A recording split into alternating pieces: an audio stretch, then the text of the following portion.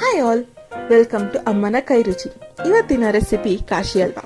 ಕಾಶಿ ಹಲ್ವಾ ಮಾಡೋದಕ್ಕೆ ಬೇಕಾಗಿರುವ ಸಾಮಗ್ರಿಗಳು: ಅರ್ಧ ಕೆಜಿ ಬೂದ್ ಕುಂಬಳಕಾಯಿ, ಡ್ರೈ ಫ್ರೂಟ್ಸ್, ತುಪ್ಪ, ಸಕ್ಕರೆ, ಏಲಕ್ಕಿ ಮತ್ತು ಕೇಸರಿ. ಮೊದಲು ಬೂದ್ ಕುಂಬಳಕಾಯಿ ಸಿಪ್ಪೆಯನ್ನು ತೆಗೆದು ಚೆನ್ನಾಗಿ ತುರಿಯಬೇಕು. ತುರಿದಿರುವ ಬೂದ್ ಕುಂಬಳಕಾಯನ್ನು ಒಂದು ಪಾತ್ರೆಯಲ್ಲಿ ನೀರು ಇಂಗುವವರೆಗೂ ಚೆನ್ನಾಗಿ ಬೇಯಿಸಬೇಕು. ನೀರು ಇಂಗಿದ ಮೇಲೆ 6ರಿಂದ 7 ಚಮಚ ಸಕ್ಕರೆಯನ್ನು ಹಾಕಿ ಪಾಕದ ಹದ ಬರುವವರೆಗೂ ಚೆನ್ನಾಗಿ ಬೇಯಿಸಬೇಕು. ಪಾಕದ ಹದ ಬಂದ ಮೇಲೆ ಸ್ವಲ್ಪ ಕೇಸರಿ, ಸ್ವಲ್ಪ ತುಪ್ಪವನ್ನು ಹಾಕಿ ಚೆನ್ನಾಗಿ ಮಿಕ್ಸ್ ಮಾಡಿ.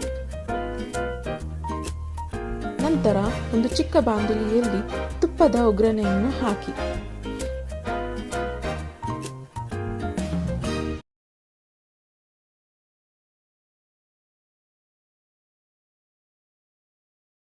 ತುಪ್ಪದ ಒಗ್ಗರಣೆಯನ್ನು ಹಲ್ವಾಗೆ ಮಿಕ್ಸ್ ಮಾಡಿ ಅದಕ್ಕೆ ಸ್ವಲ್ಪ ಏಲಕ್ಕಿ ಹಾಕಿ ಚೆನ್ನಾಗಿ ಮಿಕ್ಸ್ ಮಾಡಿದರೆ ಬಿಸಿ ಬಿಸಿಯಾದ ರುಚಿಯಾದ ಹಲ್ವಾ ರೆಡಿ.